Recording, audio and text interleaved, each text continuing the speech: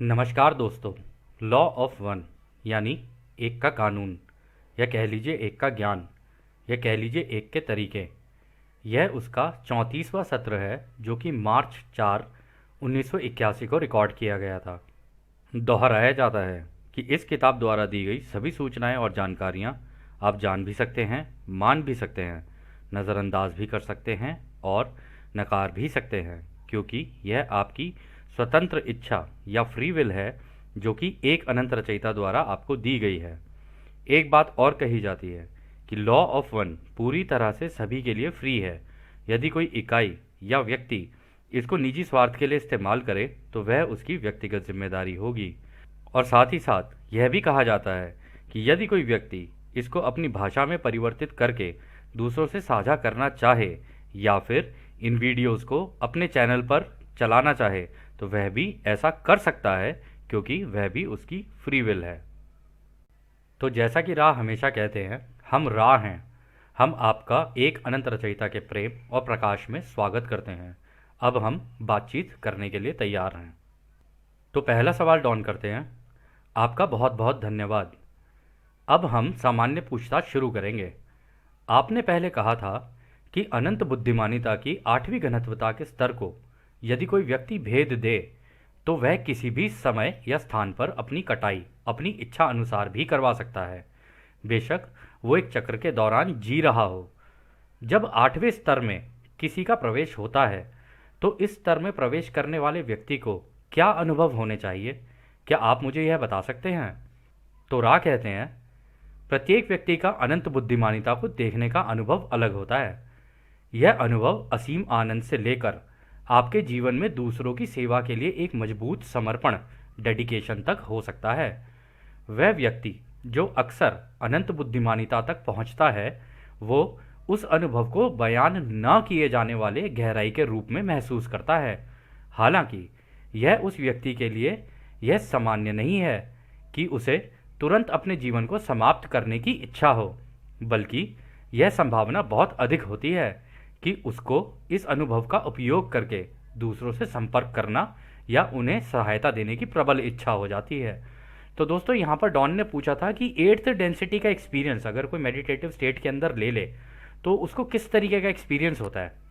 तो रा ने बताया कि जब कोई वो इंटेलिजेंट इन्फिनिटी यानी अनंत बुद्धिमानिता को टच कर लेता है ना अपनी मेडिटेटिव स्टेट के अंदर जाके, तो आपने सुना भी होगा, कई मंक्स से भी सुना होगा, कई मेडिटेटर्स से सुना होगा, वो बोलते हैं कि हमें एक अजीब अलग सा ही आनंद का एहसास हुआ और वहाँ से उनका आने का मन नहीं करता, जिसको समाधि की स्टेट बोलते हैं। अब समाधि की स्टेट में कोई हो सकता है कि उस स्टेट के अंदर हो और वहीं पर रह जाए, क्योंकि वहाँ का जो आनंद होता है ना, आपको याद होगा एक सेशन के अंदर हमने कहा था कि किसी क्लाइमेक्स के बिल्कुल एंड पर पहुँचने के बाद जैसा एक वो होता है ना अनुभव, तो वैसा कंटिन्यूअस अनुभव होने लग जाता है उस व्यक्ति को। लेकिन उसके सामने पूरा ब्रह्मांड खुल जाता है, और जब पूरा ब्रह्मांड खुल जाता है उसका पूरा का पूरा होलोग्राम उसको नज़र आने लग जाता है। और जब वो होलोग्राम उसको नज़र आने लग जाएगा ना, तो उसको देखकर, पूरे ब्रह्मांड की रचना को देखकर कि ये होलोग्राम बना कैसे रोशनी से, तो उसको देखकर ना उसको एक असीम आनंद का एहसास होता है। इस वजह से ये भी हो सकता है कि वो वहाँ रुक जाए और ये भी हो सकता है वो वापस आ जाए। क्योंकि उसको ऐसा एहसास होता है तो उसके लिए रा ने यहाँ पर कहा ये ज़रूरी नहीं है कि वो अपनी ज़िंदगी को समाप्त कर दे। वो ये भी हो सकता है कि वापस आए, अपनी उस मेडिटेटिव स्टेट से बाहर निकले, जो उसने अनुभव किया है वो दूसरों से साझा करे और उनकी मदद करे उस अनुभव को लेने के लिए। तो यदि अगर हम लोग ये वाली इमेज देखें, जो आपको याद होगा कॉस्मिक एग हमने जो डिस्कस किया था, तो जब कोई 8th डेंसिटी में, यानी कि ये जो ब्लैक होल और वाइट होल के इसके सेंटर में जो सिंगुलैरिटी का पॉइंट है ना, वहाँ पे जब कोई पहुँच जाता है ना, तो ये पूरा का पूरा होलोग्राम उसको दिखना शुरू हो जाता है। उसको क्रिएशन होती हुई भी दिखनी शुरू हो जाती है, क्रिएशन ख़त्म होते हुए भी दिखती है, और चीज़ें मर्ज होते हुए भी एक ही जगह पर दिख रही होती है कि सारी चीज़ें एक जगह पर इकट्ठी हो रही हैं और एक जगह पर इकट्ठी होकर फिर नए नए रूप ले रही हैं।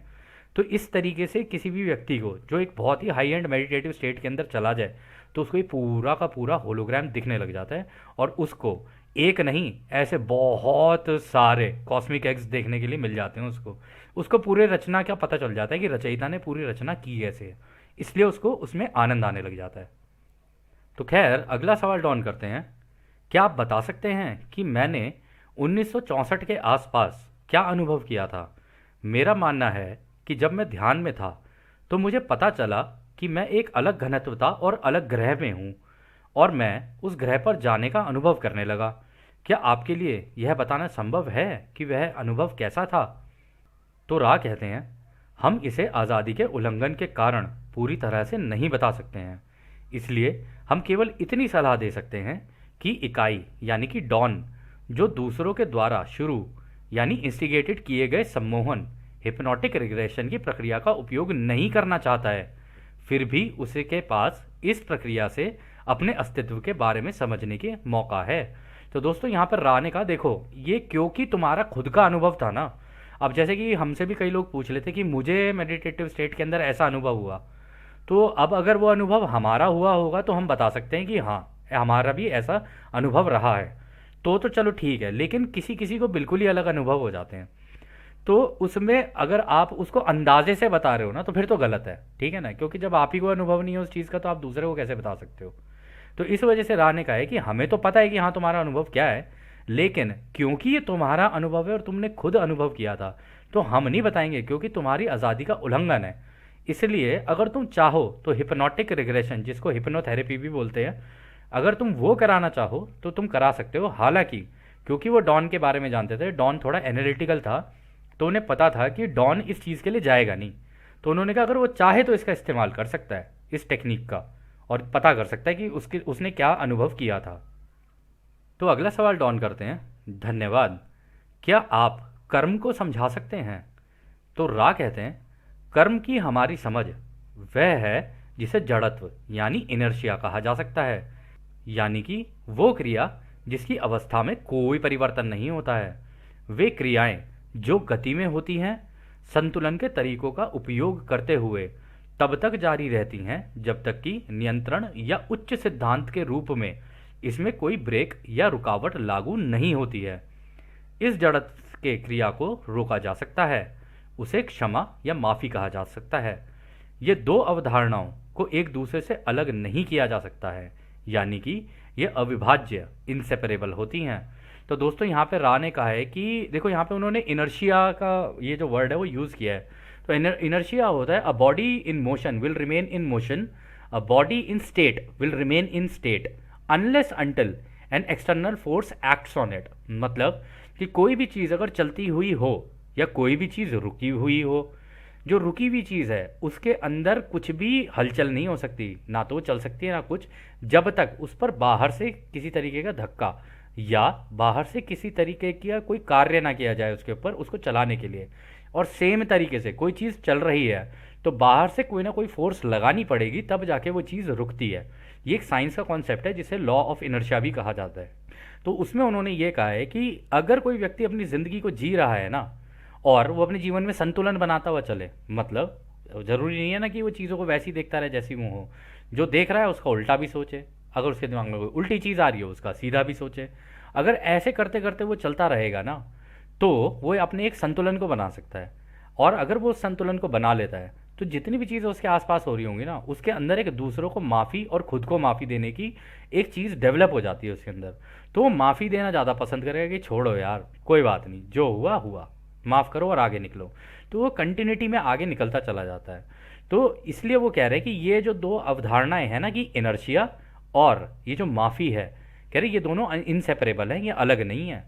अगर तुम्हें अपनी ज़िंदगी के कर्मों को स्टॉप करना है तो जितने लोगों से तुम आज तक मिले हो, और पुराने भी हो सकता है तुमने कितने जीवन अपने जिए हैं उनमें हो सकता है कुछ चीज़ें की हों, आप मेडिटेटिव स्टेट के अंदर जाके भगवान से कह लो या क्रिएटर से कह लो या खुद से कह लो, क्योंकि आप भी तो क्रिएटर ही हो, आप खुद को माफ़ करके और ये बोल गए क्रिएटर को कि जो मुझसे एरर्स हुए हैं मैं उनकी माफ़ी मांगता हूँ, और जिन लोगों से मेरे एरर्स हुए हैं उनकी माफ़ी मांगता हूँ, और मैं कोशिश करूँगा कि ये गलतियाँ मैं दोबारा रिपीट ना करूँ।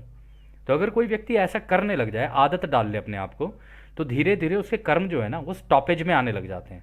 और एक बार वो कर्म स्टॉप होने शुरू हो गए तो फिर उसके बाद वो नेक्स्ट डेंसिटी में जाने के लिए रेडी हो जाता है, क्योंकि पीछे से कर्मों का कुछ बोझ नहीं है उसके कंधे पर। तो अगला सवाल डॉन करते हैं, यदि कोई व्यक्ति एक जीवन में एक कर्म बना लेता है तो क्या प्रोग्रामिंग होती है जो कभी कभी होती है ताकि वो उस माध्यम का अनुभव कर सके जो उसे उस बिंदु तक पहुंचाता है जहाँ वो माफ़ी मांगने में सक्षम हो सके, जिससे कर्म को कम किया जा सके। तो यहाँ पे डॉन कह रहे हैं कि तो ऐसी कौन सी चीज़ है, ऐसी कौन सी प्रोग्रामिंग है या कौन से ऐसे कैटलिस्ट हम लोग माध्यम अपनी ज़िंदगी में लगा के आते हैं कि जिसके लगने के बाद कोई व्यक्ति इस लेवल तक पहुंच जाए, उस पर्टिकुलर पॉइंट तक पहुंच जाए अपनी लाइफ में कि वो माफ़ी मांगने में भी सक्षम हो जाए और माफ़ी देने में भी सक्षम हो जाए। ठीक है, और खुद को भी और दूसरों को भी। ऐसा कौन सा पॉइंट है, ऐसा कौन से अनुभव है जो वो लगा के आता है? तो रा कहते हैं, सामान्य तौर पर यह सही है, हालांकि दोनों पक्ष किसी भी समय समझदारी से, स्वीकृति से और क्षमा की प्रक्रिया के माध्यम से इन पैटर्न्स में सुधार कर सकते हैं। तो रा यहाँ पे दो लोगों की बात कर रहे हैं कि मान लो अगर आपके और किसी और के बीच में कुछ हुआ है, ठीक है, और आप लोगों की लड़ाई हो गई है या किसी तरीके का ऑल्टरकेशन हुआ है या बहस हो गई है, कुछ हो गई है, तो दोनों ही पक्षों को इसमें माफ़ी करने की एक दूसरे को एक हो जानी चाहिए ये चीज़। क्योंकि एक पॉइंट तो ऐसा आएगा ना जहाँ पे कम से कम दोनों को ये तो लगना चाहिए कि हम गलत कर रहे हैं दोनों के दोनों। अगर दोनों को ये नहीं लग रहा कि हम गलत कर रहे हैं तो फिर दोनों ही माफ़ी नहीं मांगेंगे। और जनरली ये होता है कि कोई एक माफ़ी मांगने लग जाता है तो दूसरे को ये लगता है हाँ मेरी ईगो बूस्ट हो गई। तो इसमें से एक व्यक्ति की ईगो बूस्ट हो सकती है, लेकिन दूसरा हो सकता है ऑनेस्टली माफ़ी मांग रहा हो, और ये भी हो सकता है कि दोनों ही एक दूसरे से माफ़ी मांग ले। ये डिपेंड करता है पर्सन टू पर्सन। फिर वो आगे कहते हैं, यह किसी भी जन्म के पैटर्न में किसी भी बिंदु पर सच है। इस प्रकार जिसने किसी कार्य को गति दी है वह खुद को माफ़ कर सकता है और फिर कभी उस गलती को दोबारा ना करके उस पर ब्रेक या रोक लगाया जा सकता है, जिसे आप कर्म कहते हैं। तो दोस्तों यहाँ पर राने देखो क्लियर कर दिया है। उन्होंने कहा है कि अगर तुम दूसरों को माफ़ करते हो, ठीक है, और खुद को भी माफ़ करते हो, तो ये जो जन्म के जो पैटर्न्स है ना, इनको कर्म या जन्म कह लो या कर्म कह रहे, इनके पैटर्न्स को रोका जा सकता है। हालांकि जन्म तो नहीं कहा जा सकता, लेकिन हाँ कर्म के पैटर्न्स को रोका जा सकता है। और यही वो तरीका है जिससे कर्म को रोका जा सकता है। उस पर राने कहा ना, उस पर ब्रेक लगाई जा सकती है। तो यही वो तरीका है। फिर अगला सवाल डॉन करते हैं, धन्यवाद। क्या आप मुझे पिछले सत्र से उन माध्यमों के उदाहरण दे सकते हैं कि किस किस क्रिया से सीखा जा सकता है? क्या आप मुझे ऐसे माध्यम का उदाहरण दे सकते हैं जिससे मैं अपने भविष्य में सीख सकूं? तो रा कहते हैं, हमने ये गौर किया है कि आप लोगों की रुचि दुख के माध्यम में ज़्यादा है। यह अनुभव आपके आसपास के लोगों में काफ़ी आम है। दुख शारीरिक भी हो सकता है, ज़्यादातर यह मानसिक और भावनात्मक होता है। कुछ मामलों में यह दर्द इतना होता है कि ईश्वर से विश्वास ही उठ जाता है। यह सीखने की क्षमता पैदा करता है। सीखे जाने वाले सबक अलग अलग हो सकते हैं। इन सब में सब्र, सहनशीलता और दूसरों के प्रति प्रेमपूर्ण व्यवहार करने की क्षमता शामिल होती है। तो दोस्तों रा ने कितनी सुंदर बात बोली है यहाँ पे। रा ने कहा है कि देखो, हमने ये नोटिस किया है कि तुम्हारे यहाँ पर ना ये जो माध्यम है ना दुख के रूप में ज़्यादा है तुम लोगों के पास, और काफ़ी लोग इसका अनुभव करते हैं। शारीरिक दुख भी हो सकते हैं, लेकिन ज़्यादातर ये ना मेंटल और इमोशनल दुख होते हैं। ठीक है, और ये जो इमोशनल और मेंटल दुख होते हैं ना, इन केसेस में कभी कभी ऐसा भी होता है कि इंसान का भगवान से हो सकता है विश्वास ही उठ जाए। अब भगवान कह लो, जो जिस धर्म का हो उसको मान सकता है। तो वो कह रहे हैं कि किसी भी तरीके से हो सकता है उसका विश्वास ही उठ जाए कि यार ये कैसी ज़िंदगी दी है तूने भगवान, तेरे पे से तो विश्वास ही उठ गया। लेकिन राय ये कह रहे हैं ये सीखने की क्षमता पैदा करता है, क्योंकि अगर उसका विश्वास उठ भी गया ना, तब भी वो कुछ ना कुछ तो करेगा, खुद कुछ हाथ पांव मारने की कोशिश करेगा वो। कह रहे तो ये सीखने की क्षमता पैदा करेगा, और सबके सीखे जाने के सबक अलग अलग हो सकते हैं। हो सकता है आगे जाके उसको ऐसी चोट पड़े कि वो फिर दोबारा भगवान को ढूंढे। ठीक है, और इन सब में सबसे इंपॉर्टेंट चीज़ जो वो सीखता है वो है सब्र, सहनशीलता और दूसरों के प्रति प्रेमपूर्ण व्यवहार। अगर ये वो सीख जा रहा है तो इसका मतलब उसके माध्यम सही काम कर रहे हैं उसकी ज़िंदगी में। और आपने कई लोगों को दोस्तों देखा भी होगा, वो रोते ही रहते हैं। वो कहेंगे कि क्या है ज़िंदगी में, ये लग गए हैं। और उनको लॉ ऑफ वन भी पता चल जाएगी, वो तब भी ये कहेंगे पता नहीं कैसे माध्यम लगा ली मैंने अपनी ज़िंदगी में। वो माध्यम लग इसलिए रहे हैं क्योंकि अभी तक आपके अंदर सब्र, सहनशीलता और दूसरों के प्रति प्रेमपूर्ण व्यवहार नहीं आया है। और जब तक ये नहीं आएगा और जब तक इस तरीके के आप नहीं हो जाओगे, आपको याद होगा पिछले सत्र में राह ने कहा था ये लगते रहेंगे तब तक माध्यम जो है। तो आपको ये चीज़ें सीखनी पड़ेंगी। अब ये कोई जल्दी सीख जाता है, कोई नहीं सीखता है, ऐसे ही होता है। तो खैर आगे राह कहते हैं, बहुत बार भावनात्मक दुख के रूप में माध्यम लग जाते हैं, चाहे वह किसी चाहने वाले की शारीरिक रूप से मृत्यु हो या कोई अन्य दिखने वाले नुकसान हो। तब इसका परिणाम आसानी से उल्टा भी हो सकता है, जैसे कि कड़वाहट में धीरज खो देना, या खटास के रूप में भी हो सकता है। इन माध्यमों से गड़बड़ भी हो सकती है। ऐसे मामलों में एक्स्ट्रा माध्यम दिए जाते हैं ताकि आपको भविष्य में यह अवसर मिले कि आप खुद को सर्वपर्याप्त यानी ऑल सफिशिएंट रचयिता के रूप में खोज पाएं, जिसमें सब कुछ है और जो खुशियों से भरा हुआ है। तो दोस्तों ये बात भी बहुत अच्छी बोली है राह ने कहा देखो इमोशनल लेवल पे तुम्हारे ऐसे लग सकते हैं माध्यम कि जैसे मान लो कोई अपना उसकी मृत्यु हो गई, अब अपने की मृत्यु होगी तो इंसान को दुख तो होता ही है, इमोशनल लेवल पर तो टूट ही जाते हैं कई लोग, है ना। और कई जगह पर ऐसा भी होता है कि भाई इसके परिणाम बिल्कुल ही उल्टे हो जाते हैं, या कोई ऐसी इमोशनल घटना हो जाए जैसे कि गर्लफ्रेंड ब्रेकअप हो गया, गर्लफ्रेंड धोखा दे गई या बॉयफ्रेंड धोखा दे गया, तो जनरली देखा ये गया है कि लोग कहते हैं मेरे को धोखा मिला है तो मैं दूसरों को भी दूंगा। और कुछ ऐसे भी होते हैं जो इसका बिल्कुल विपरीत कर देते हैं, वो कहते हैं कि भाई सामने वाला ऐसा निकला मैं थोड़ी ना हूँ ऐसा। वो और ज़्यादा शांत हो जाएगा, वो और ज़्यादा सहनशीलता आ जाएगी उसके अंदर। ठीक है, तो ये डिपेंड करता है कि कौन इसमें क्या सीखता है। और राह ने कहा है अगर ये इसके उल्टे परिणाम होते हैं तो कड़वाहट आ जाएगी, धीरज खो दोगे आप अपना, और खटास आ जाएगी आपके अंदर। आप जिससे भी बात करोगे आपकी बात में फिर वो खटास ही रहेगी दूसरों से बात करने में। आप जब मुंह से शब्द निकालोगे तो आप दूसरों को वही दोगे, क्या कहते हैं, दुख ही दोगे, क्योंकि आप सोच समझ के नहीं बोल रहे हो, आप ना संतुलन के साथ नहीं बोल रहे हो, आपके जो मन में आ रहा है जो मुंह में आ रहा है बस बके चले जा रहे हो। इस वजह से इस तरीके से आप दूसरों को भी हो सकता है दुख देने शुरू कर दो, ये पॉसिबिलिटी होती है। लेकिन जब ये अगर इस तरीके के हो भी जाते हैं ना तो जीवन में आगे फिर और दुख लगने शुरू होते हैं ऐसे लोगों के। वो इसलिए क्योंकि जब तक वो दुख लगते नहीं रहेंगे ना तब तक वो अपने आप को खोजने की कोशिश नहीं करेगा कि वो बिल्कुल सफिशेंट है, सारा प्रेम उसके अंदर भरा हुआ है, खुशियाँ। अगर वो अपने अंदर खुशियाँ ढूंढने लग जाए तो उसको सारी खुशियाँ खुद के अंदर ही मिल जाएंगी। तब उसको ना टीवी की ज़रूरत ना बाहर किसी लोगों की ज़रूरत। वो जिनसे मिलेगा खुशी खुशी मिलेगा, जिनसे मिलेगा प्रेम से मिलेगा, जिनसे मिलेगा अच्छी बातें करेगा, उनके दिल की बातें करेगा, उनके दिल को खुश रखेगा, उनको खुश रखेगा, और खुद तो खैर खुश रहेगा ही। और कहते हैं जब खुद खुश रहने लग जाओ तो दूसरे तो खुद ही खुश हो जाते हैं। आप खुश तो जग खुश, और जग खुश तो आप खुश, ऐसे ही होता है ये। तो खैर अगला सवाल डॉन करते हैं, हम जिसे संक्रामक कंटेजियस वायरल रोग कहते हैं, क्या वह हमारे भविष्य के संबंध में इस प्रक्रिया में कोई भूमिका निभाते हैं। तो राय यहाँ पूछ रहे हैं ये जो वायरस और ये सारी चीज़ें लग जाती हैं हमें, क्या वो भी इसके अंदर कहीं काम आते हैं हमारे। तो राय कहते हैं ये तथाकथित संक्रामक रोग दूसरी घनत्वता की वो इकाइयाँ हैं जो इस प्रकार के माध्यम के लिए अवसर प्रदान करते हैं। यदि इस माध्यम की आवश्यकता नहीं होती है तब ये दूसरी घनत्वता वाले जीव कोई प्रभाव नहीं डालते। यह सब सामान्य बातें ही हैं।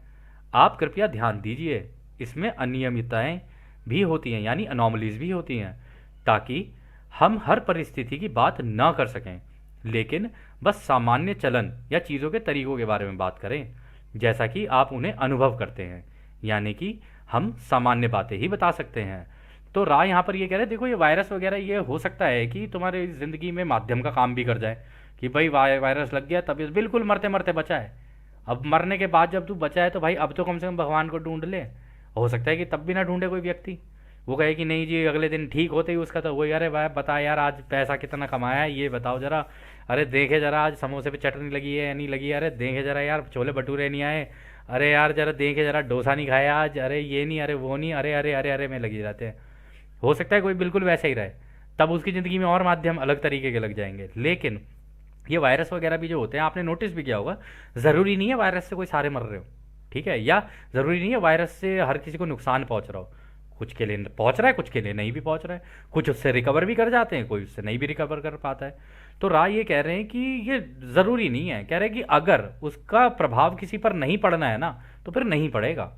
वो इन इन वायरस के ऊपर नहीं है, वो तो सिर्फ व्यक्ति के ऊपर है कि वही उस व्यक्ति के ऊपर उसका प्रभाव पड़ेगा या नहीं पड़ेगा। अब उसकी इम्यूनिटी ही पहले से ही वीक है या उसके अंदर बॉडी में पहले ही वल्नरेबिलिटीज़ हैं तो ऑफ कोर्स ये जो वायरस वगैरह है उसके ऊपर तो फर्क पड़ेगा ही पड़ेगा फिर तो खैर अगला सवाल डॉन करते हैं, जन्म दोष यानी कि बर्थ डिफेक्ट्स की प्रक्रिया इसमें क्या भूमिका निभाते हैं। आपने दोस्तों नोट भी किया होगा कि कुछ बच्चे ना बचपन से ही बेचारे कुछ अपंग भी हो सकते हैं, किसी को दिखता नहीं है, किसी को कोई प्रॉब्लम, किसी को कोई प्रॉब्लम, तो ऐसी चीज़ें हो जाती हैं। तो राह कह रहे कि इससे ये क्या भूमिका निभाते हैं उन लोगों की लाइफ में। तो राह कहते हैं यह आपके दिमाग शरीर के द्वारा किए गए प्रोग्रामिंग का एक ऐसा हिस्सा है जो तीसरी घनत्वता में दिमाग शरीर आत्मा में पूर्ण रूप से मैनिफेस्ट होता है। इन दोषों को कमियों के रूप में प्लान किया जाता है जो कि उस अनुभव का हिस्सा हैं जिसे इकाई के हायर सेल्फ द्वारा लगाया जाता है। इसमें आनुवांशिक प्रवृत्ति, आदतें, प्रीडिस्पोजिशन भी शामिल हैं।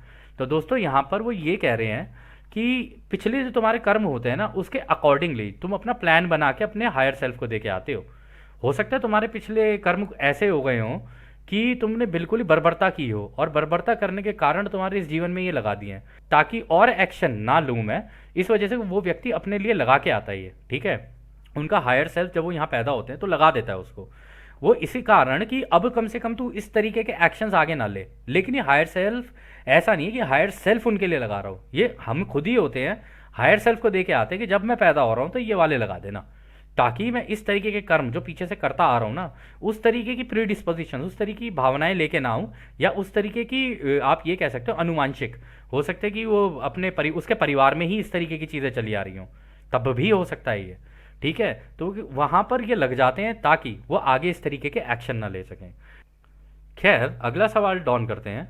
धन्यवाद, क्या आप इसी प्रकार से मुझे उस व्यक्ति का उसके समाज के साथ संबंध के बारे में जानकारी दे सकते हैं? तो यहाँ पर डॉन कह रहे हैं कि जो इस तरीके की प्रॉब्लम्स हो जाती हैं, बर्थ डिफेक्ट्स जिनको हो जाते हैं, उनका अपनी सोसाइटी के साथ जो संबंध होता है उसके बारे में कुछ बता सकते हैं? तो रा ये कहते हैं, अव्यक्त स्वयं यानी अनमैनिफेस्टेड सेल्फ। दोस्तों, अनमैनिफेस्टेड सेल्फ होता है जो आपके साथ कुछ आगे घटना घटने वाली हो, ठीक है, यानी आप आगे जाके क्या बनोगे। यदि आप अपनी लाइफ को आज से पीछे 5 साल के ले जाके देखो, तो क्या आप 5 साल पहले ऐसे थे? आप 5 साल पहले ऐसे नहीं थे। उससे 5 साल पीछे जाओगे, आप 5 साल पहले वैसे भी नहीं थे। तो आगे के 5 साल बाद या 1 साल बाद या 2 साल बाद आप कैसे होगे ना, इसकी कोई गारंटी नहीं है। चेंज कभी भी आ सकता है आपके अंदर, ठीक है। उस चेंज को, वो जो होता है उसको कहते हैं अनमैनिफेस्टेड सेल्फ। यानी इस तरीके के चेंजेस एक नहीं, कई तरीके के भी हो सकते हैं आपकी ज़िंदगी में, कि आप आगे जाके कैसे एक्ट करोगे या क्या बनोगे, ये चीज़। तो वो कहते हैं अव्यक्त स्वयं अनमैनिफेस्टेड सेल्फ को इसके पाठ मिल सकते हैं जो व्यक्ति के किसी भी ऊर्जा प्रवाह केंद्र को विकसित करते हैं। सामाजिक और स्वयं का आपसी व्यवहार अक्सर दूसरे और तीसरे ऊर्जा केंद्रों पर केंद्रित होते हैं। इस प्रकार समाज को फिर से बनाने या बदलने के प्रयास में सबसे अधिक सक्रिय हैं वे लोग जो व्यक्तिगत रूप से सही होने की भावनाओं के से काम कर रहे हैं, या ऐसे उत्तर हैं जो इसकी रूपरेखा में अधिक शक्ति डालेंगे। इसे हम नकारात्मक और सकारात्मक की दिशा तक की पूर्ण यात्रा के रूप में देख सकते हैं, जो कि दोनों स्थितियों में इन ऊर्जा किरण केंद्रों को सक्रिय करेगा।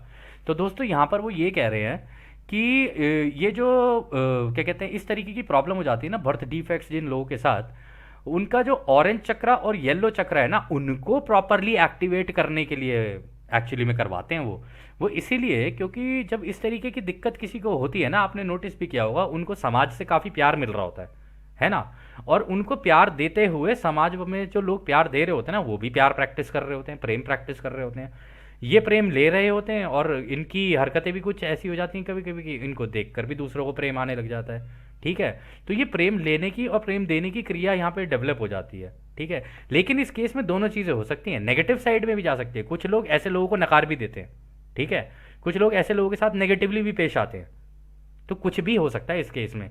लेकिन दोनों ही केसेस में ये ऑरेंज और येलो रे को एक्टिवेट करने के लिए है कि ऑरेंज और येलो रे किस तरीके से काम करेंगे इस केस में।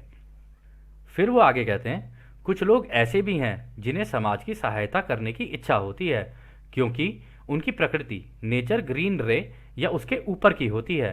हालांकि ये इकाइयाँ इस तरह की समझ के कारण कम हैं क्योंकि चौथे चक्र की सक्रिय होने के कारण उनमें यूनिवर्सल लव मुक्त रूप से देने की इच्छा होती है, बजाय कि उन पर नियम बनाकर शासन किया जाए।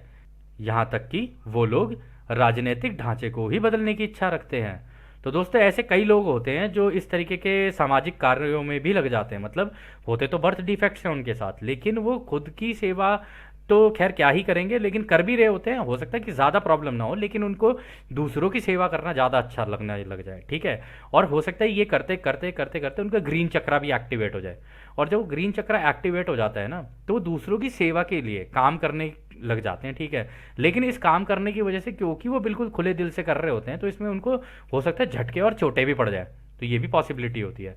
और कई तो इनके अंदर ऐसे होते हैं जिनको दूसरों के ऊपर दमन होते हुए देख के अच्छा नहीं लगता, तो वो हो सकता है जो राजनीति और इन सारी चीज़ें होती है ना, उस ढांचे को ही बदलने की इच्छा रख सकें, कि वो उनका बिहेवियर ऐसा हो कि ये जो प्रॉब्लम है ना, ये पॉलिटिकल स्ट्रक्चर की वजह से है, तो उस स्ट्रक्चर को ही हो सकता है वो चेंज करने के लिए आगे निकल जाए। और ऐसे कई समाज सेवियाँ आप लोगों ने देखे भी होंगे जो इस तरीके की क्रियाओं में होते हैं कि वो दूसरों को सपोर्ट करने के लिए समाज सेवी बन जाते हैं, ठीक है ना। अब उसके लिए ये भी ज़रूरी नहीं है कि आपको ये बर्थ डिफेक्ट्स हों या कुछ हों, लेकिन ये भी अपने आप में एक माध्यम की तरह ही उनकी ज़िंदगी में काम करता है कि वो समाज सेवी बन जाते हैं और दूसरों की सेवा के लिए काम करते हैं, और हो सकता है कि उनकी सेवा करते करते पॉलिटिकल स्ट्रक्चर से भी भिड़ जाएं, कुछ भी हो सकता है इस केस में। फिर अगला सवाल डॉन करते हैं।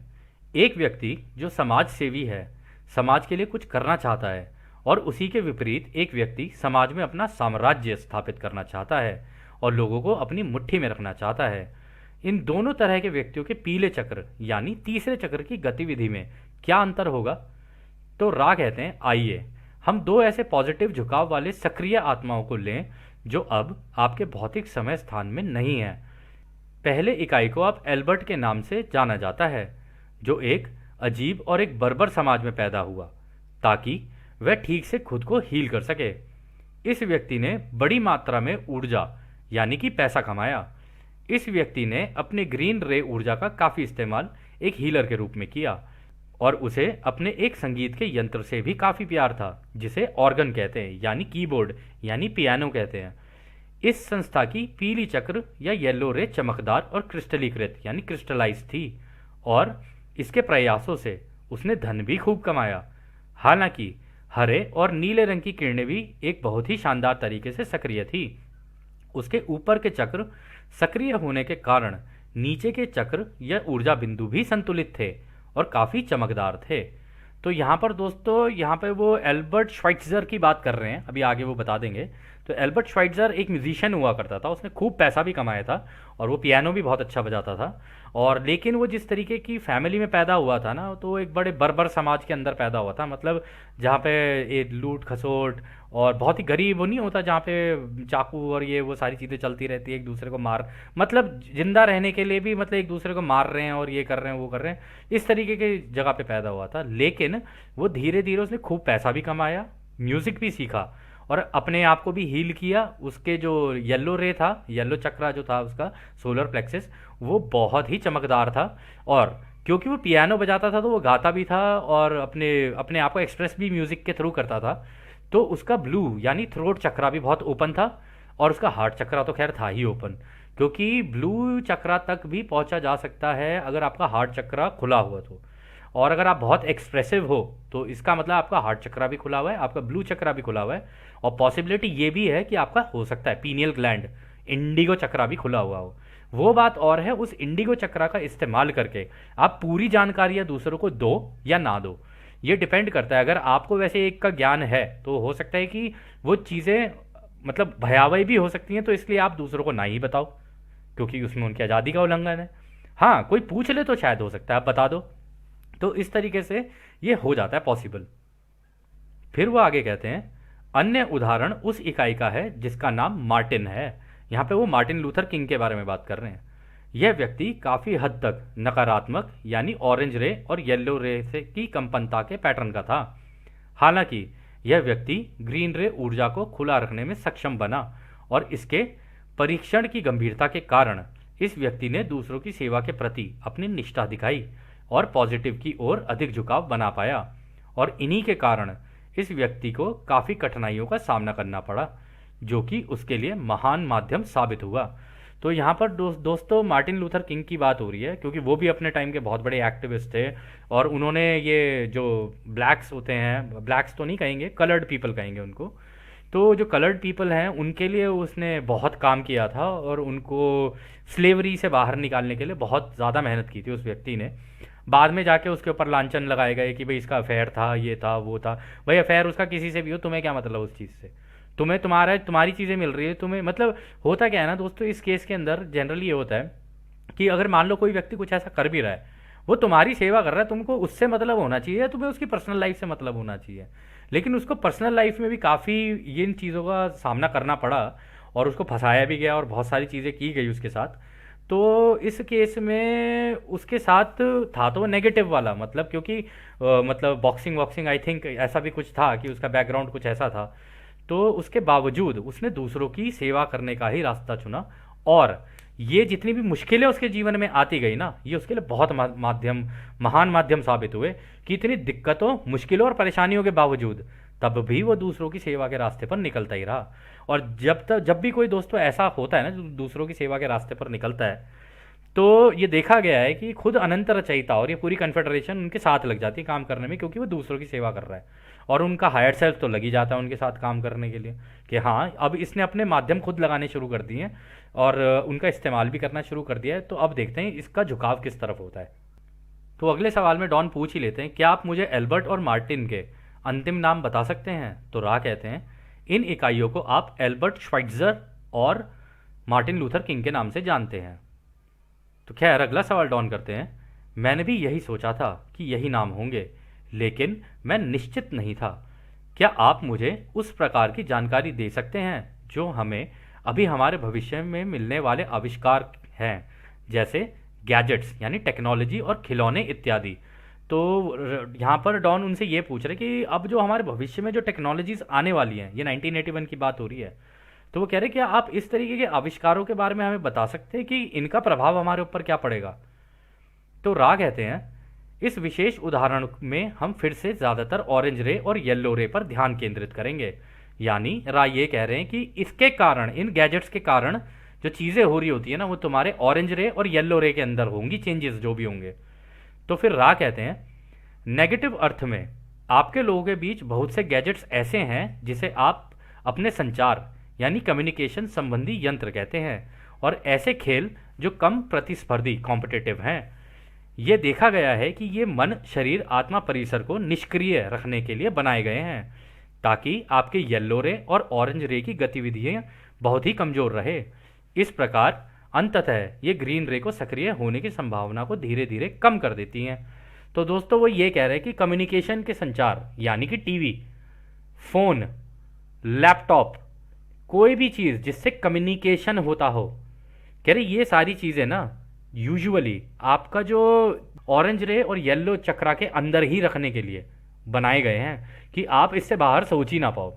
और वो इसीलिए क्योंकि जब आप अपना ज़्यादातर वक्त इन चीज़ों के ऊपर व्यतीत करोगे ना, तो आपके पास वक्त ही कहाँ है दूसरों के साथ बिताने के लिए। और जब आप दूसरों से बात नहीं करोगे, वक्त नहीं निकालोगे, तो फिर आप वो उस तरीके के संबंध कैसे बनाओगे दूसरों से, प्रेम भरे संबंध और ये सारी चीज़ें, तो वो पॉसिबिलिटी नहीं है ना। तो उसकी वजह से ग्रीन चक्रा ओपन होगा ही नहीं, है ना। और आप यूजुअली नोटिस भी कर रहे होगे शायद, आजकल आप बच्चों को देख लो, बड़ों को देख लो, जिसे देख लो, मतलब आप मेट्रो में चले जाओ, आप बसों में चले जाओ, आप गाड़ियों में चले जाओ, आप घर के अंदर देख लो, लोगों को अपना अपना फ़ोन लेके कोने में पड़े रहते हैं सारे। क्यों?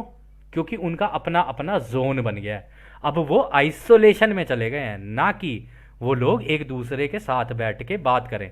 पहले के ज़माने में क्या होता था कि जब ये चीज़ें नहीं हुआ करती थी ना, केवल रेडियो ट्रांजिस्टर तब आए हुआ करते थे, तो गांव के अंदर क्या होता था कि किसी एक के घर के अंदर टीवी होता था, या किसी एक के घर के अंदर रेडियो होता था, जो थोड़ा बहुत अमीर आदमी होता होगा गांव का, तो उसके यहाँ पर अगर है तो पूरे के पूरे गांव वाले इकट्ठे हो जाते थे उसके यहाँ पे। तो फिर उसके ऊपर अगर कोई बात हुई तो आपस में बातचीत भी चल रही है, ये सारी चीज़ें हो रही हैं। और उससे पहले मान लो उससे भी पीछे जाएं, तब तो ये सारी चीज़ें होती नहीं थी। और जब ये सारी चीज़ें नहीं होती थी, तब लोगों के अंदर प्रेम, प्यार और सौहार्द ज़्यादा था। जबकि इन चीज़ों के आने के बाद लोगों के बीच में प्रेम, प्यार और सौहार्द गिरा है, ना कि बढ़ा है, क्योंकि आइसोलेशन में चले गए लोग। लोगों ने अपने अपने जोन और अपनी अपनी इच्छाएं उसी के ऊपर, उसी के द्वारा व्यक्त करनी शुरू कर दी। और आप नोटिस भी करोगे, अगर आप फ़ोन का इस्तेमाल करोगे, कुछ भी करोगे, जैसे मान लो आप, सपोज हम किसी चैनल का नाम नहीं लेते, लेकिन आप मान लो कुछ देख रहे हो, कोई सोशल मीडिया देख रहे हो, आप जो चीज़ देख रहे होगे ना, उसी से रिलेटेड चीज़ें आनी शुरू हो जाएंगी। तो यानी एक तरीके से आपके दिमाग की प्रोग्रामिंग हो गई एक ही तरीके की। आपके पास जितनी सूचनाएं आ रही हैं एक ही जैसी आ रही हैं। तो जब एक ही जैसी सूचना आती रहेगी तो आपका दिमाग एक जैसे ही हो जाएगा। जनरली ये होगा, ऑरेंज रे और येलो रे चक्रा के अंदर फंस जाओगे और ग्रीन रे चक्रा में नहीं जाओगे। और अगर ग्रीन रे चक्रा ओपन नहीं हुआ तो नेक्स्ट डेंसिटी में यानी सतयुग में आपकी एंट्री नहीं होगी। तो एक तरीके से वहाँ ना जा पाओ, उसकी वजह से भी ये सारे चीज़ें आपकी लाइफ में काम करती हैं, ऐसा रा कह रहे हैं यहाँ पे। मतलब जो हमें समझ में आया रा के कहने से। फिर रा आगे और कहते हैं, आपके अन्य गैजेट्स को एक टूल के रूप में देखा जा सकता है जिससे कोई भी व्यक्ति अपनी भौतिक या मानसिक और कुछ मामलों में आध्यात्मिक क्षमताओं का पता लगता है। इस प्रकार ऑरेंज रे को सक्रिय करता है, जिसे आप समूह में खेले जाने वाले खेल यानी टीम स्पोर्ट्स कहते हैं। और अन्य तरह के गैजेट्स जैसे कि आपके यातायात के साधन, इसे शक्ति प्रदर्शन की भावना के रूप में देखा जा सकता है, विशेष रूप से दूसरों पर शक्ति प्रदर्शन या एक समूह द्वारा दूसरे समूह पर शक्ति प्रदर्शन। तो यहाँ पर देखो दोस्तों, रा ने कह दिया है कि आपके बीच में कुछ ऐसी चीज़ें भी हैं, कुछ ऐसे गैजेट्स भी बनाए गए हैं यानी खिलौने बनाए गए हैं जिनसे आप स्पोर्ट्स भी खेलते हो आपस में। जैसे मान लो क्रिकेट हो गया, ये सारी चीज़ें, ये भी तो गैजेट्स हैं, खिलौने ही तो हैं ये। टीटी हो गया, कुछ भी हो गया, जो भी स्पोर्ट्स हो गया, फुटबॉल वगैरह मान लो। तो इसकी वजह से चलो ठीक है, टीम स्पोर्ट्स तो होता है। कह रहे तो वहाँ पर एक बार को आप लोग आपस में खेल रहे हो या कुछ कर रहे हो तो ठीक है, लेकिन उसके अंदर भी ऐसा होता है कि कंपटीशन होता है आमने सामने।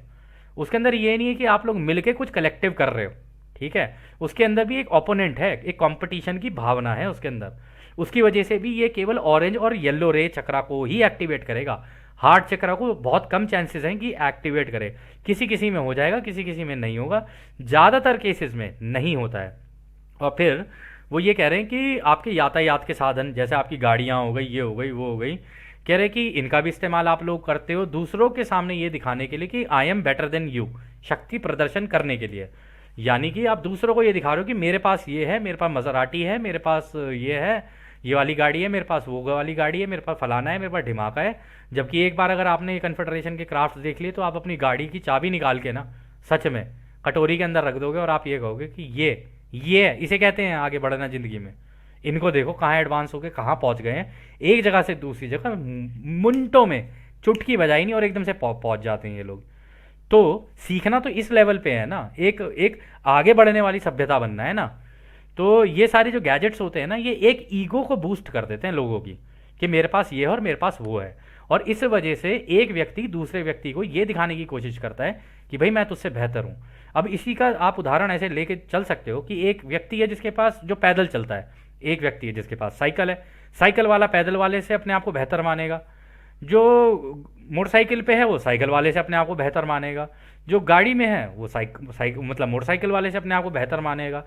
अब जो जिसके पास जो गाड़ी है, हो सकता है ऑल्टो हो सकता है कोई और गाड़ी हो, नॉर्मल गाड़ी, मतलब नॉर्मल क्या हमारे लिए तो दोस्तों गाड़ियाँ गाड़ियाँ ही हैं, सच बताएं आपको। अब आप उसके अंदर इंटरनेट डाल दो, उसके अंदर ये डाल दो, वो डाल दो, एक काम है बस उसका, पॉइंट ए से पॉइंट बी तक आपको पहुंचाना, खत्म कहानी। बाकी सारी चीज़ें लग्जरी हैं उसके अंदर।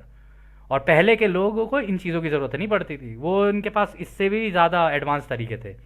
जो हमें लगता है कि एडवांस नहीं है, वो मेडिटेटिव स्टेट के अंदर एक जगह से बैठ के गायब होकर दूसरी जगह निकलना जानते थे, वो हमसे ज़्यादा एडवांस थे, ठीक है।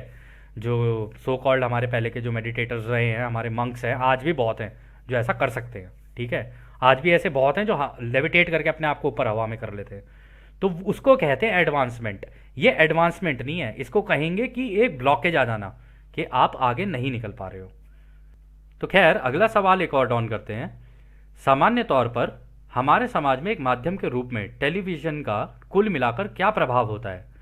तो रा कहते हैं, आप लोगों के ग्रीन रे को नज़रअंदाज किए बगैर इस माध्यम के द्वारा आपको सच्चाई और सुंदरता जैसी जानकारियां देने का प्रयास किया जा सकता है, जो कि आपके लिए शायद मददगार हो सकता है।